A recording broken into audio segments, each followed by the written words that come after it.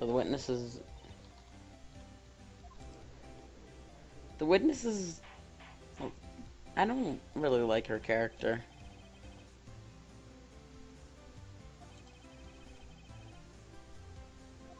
From one John winking.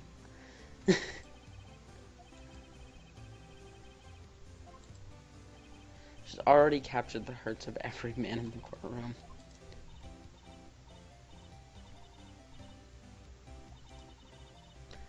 Right after lunch, she checked in, across from the Fay & Co. law offices.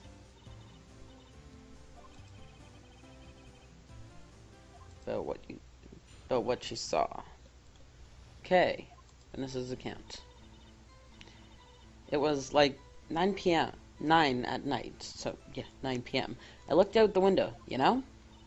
And then, I saw a woman with long hair being attacked. The one attacking her was the mousy girl sitting in the defendant's chair. Then the woman, dodged one attack and ran away. But that girl, she caught up to her and she hit her. And the woman with long hair, she kinda slumped. Wait. That's the end. That's all I saw. Every little bitsy witsy.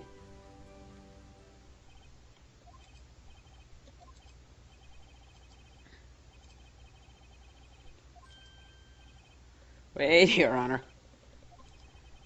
What about my cross-examination?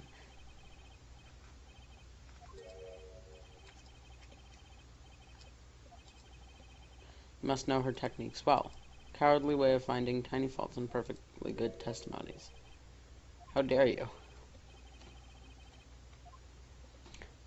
Of course we're cross-examining.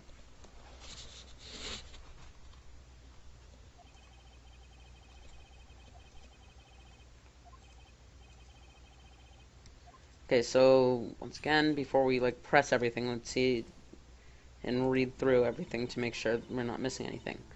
9 p.m. Ooh, woman being attacked. Mousy girl sitting in defendant's chair.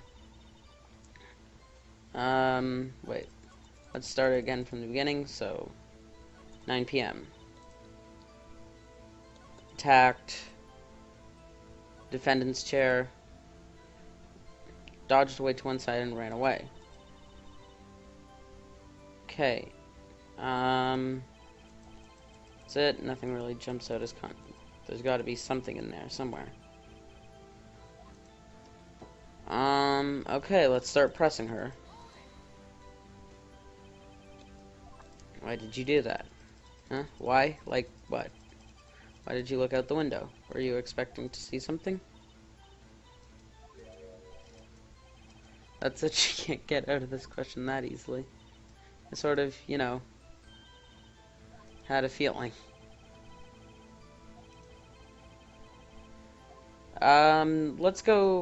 Let's press harder. You must have had a reason to look out of your window at that time of night. She yeah, she has an eye twitch and everything. It's funny.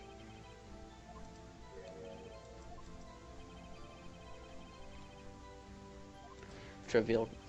Okay, so apparently we won't be allowed to just press her on any little thing we want. Okay, so okay, so judge is calling for order in the court. So we're being warned because we're cross-examining the witness. What did you see next? Okay. Some woman with long hair being attacked. Let's skip that. We don't really need to hear about... Actually, yeah, let's hear about how she knows it's Maya. Huh? Well, she had a girlish physique. Women know these things. She just knows. Testimony is bulletproof. I question it. The testimony stinks. You're lying. Erp.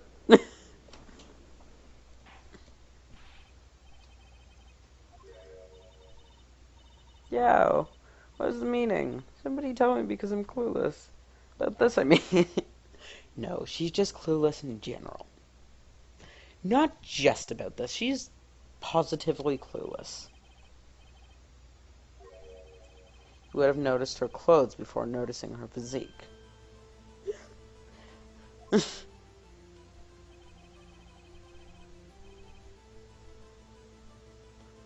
No one wears clothes like that on her, like this on a daily basis, except her. Hairdo looks far from normal. Poor Maya.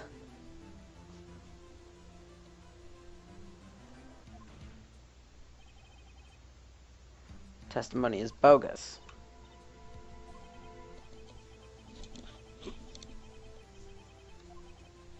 She was, Your Honor.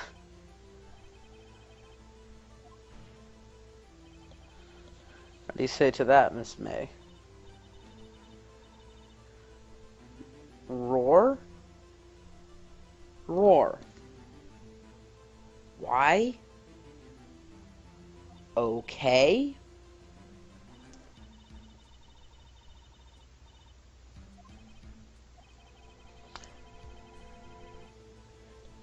So basically, we want the trifling little details. She's sorry, she'll be a good girl. Her testimony again. Almost had her.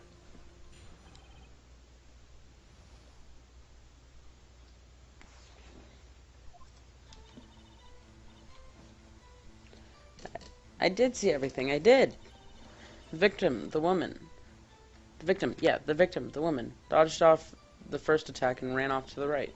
Then the girl, in the hippie clothes, ran after her, and she hit her with that weapon. I saw it. I did. That clock. A kind of statue-y clock. The thinker, I think. The thinker, I think. Wait a minute. How'd she know it was a clock?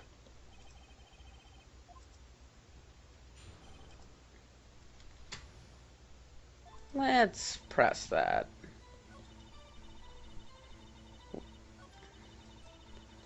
Pretty close ran after her. She hit her with that weapon. I saw it. I did. Wait. So let's just present it and see what happens. May, what you said just now was quite revealing.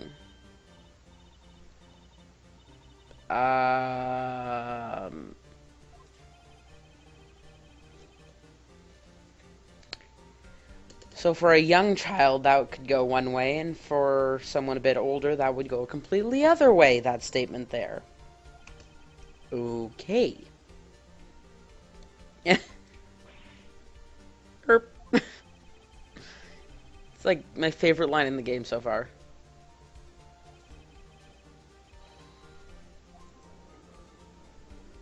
Last person who called that thing a clock in court was convicted of murder. How you know this was a clock?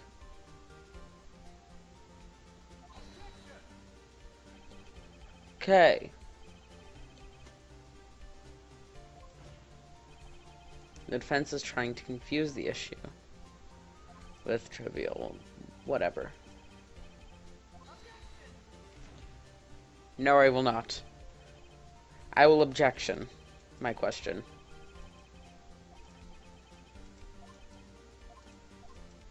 Dot dot dot dot dot dot.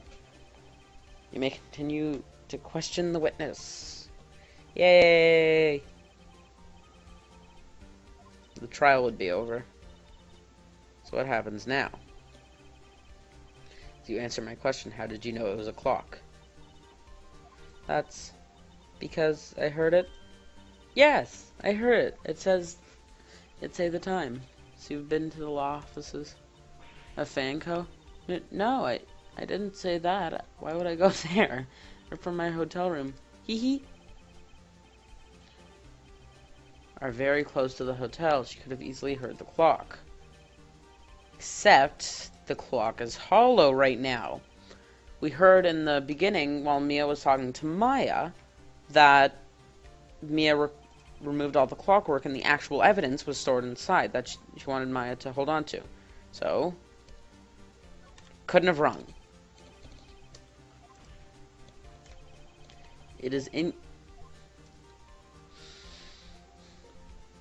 It's inconceivable. That is, yay. Princess Bride. Yay. Just, yay. The clock is missing its clockwork.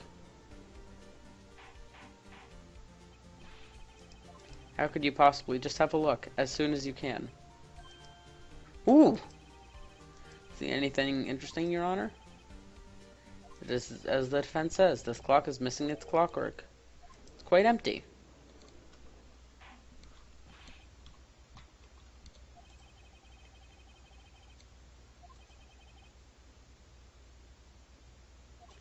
Okay.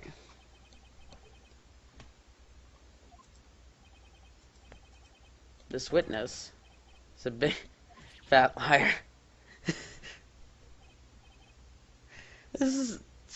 I love the back and forth between like Phoenix and the witnesses, and I mean Edgeworth hasn't said much, but I guess him too, and the judge.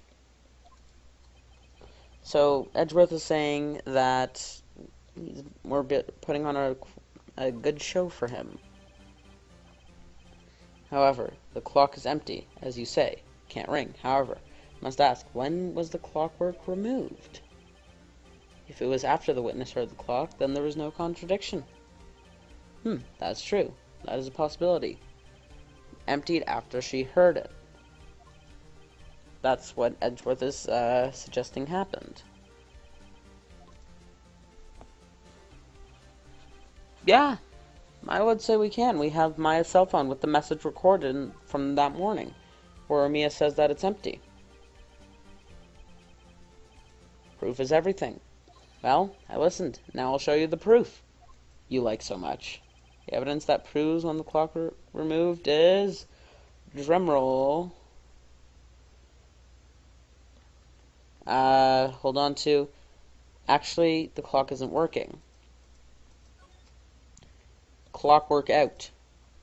So the third page, in case we need to, like, tell them that. It's a very cute cell phone. Have a curly phone. Wait. This isn't my phone. This is the defendant's cell phone, and it contains a recording. A recording of a conversation she had with the victim on the day of the murder.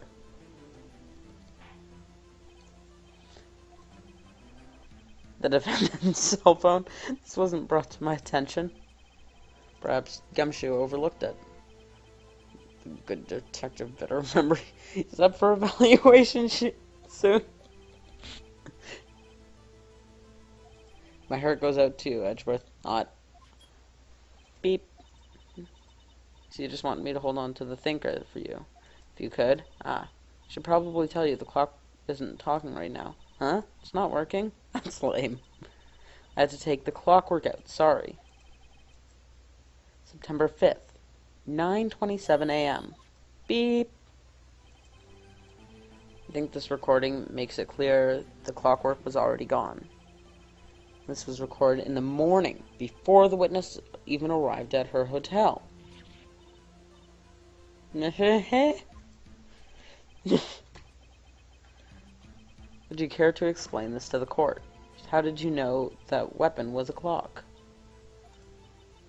Well, isn't it obvious? I saw that clock before. Couldn't have been in a story. Larry made them.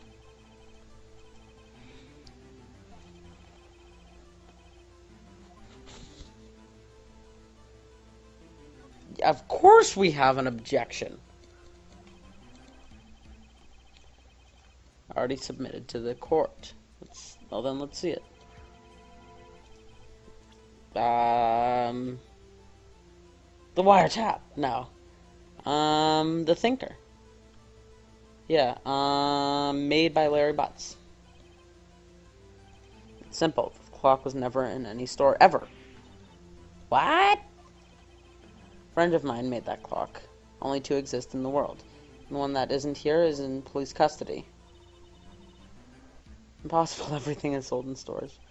Miss May, I think it's high time you went shopping for a bed. Oh, that's good. I think it's high time you went shopping for a better excuse.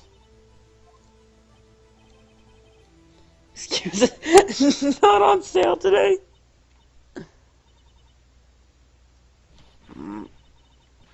What?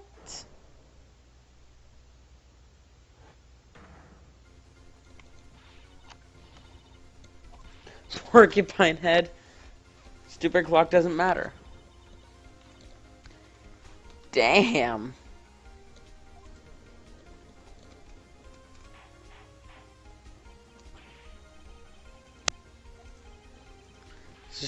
Court of law. She's like turning purple.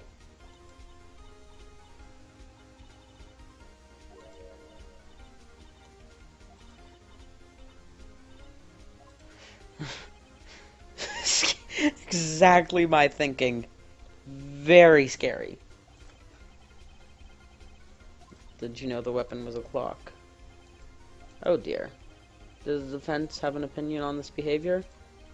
Yes, Your Honor. Allow me to explain how I see the truth of the matter. Because you had heard about it. Because the wiretap. Dun, dun, dun. She heard. That's correct, Your Honor. There's no other way she could have known the thinker was a clock.